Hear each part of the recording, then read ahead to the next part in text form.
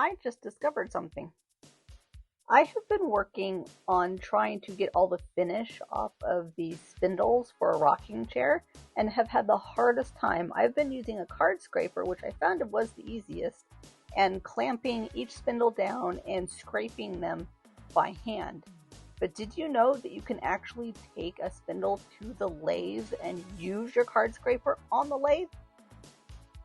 I just had an idea of trying, because I have actually tried to take the finish off on the lathe by using the spindle scraper or bowl gouge or spindle gouge, but because the spindle is not something that I've actually turned on this lathe, it is not centered and therefore wobbles. So I decided, why don't I try to take the card scraper to the lathe and see how it works? And it works perfect.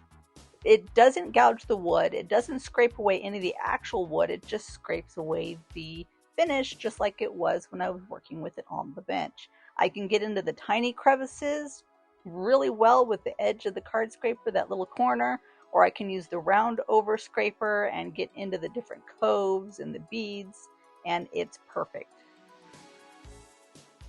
I really hope this helps somebody else out that is trying to refinish or take finish off of some spindles or work on some spindles without actually taking off any of the wood.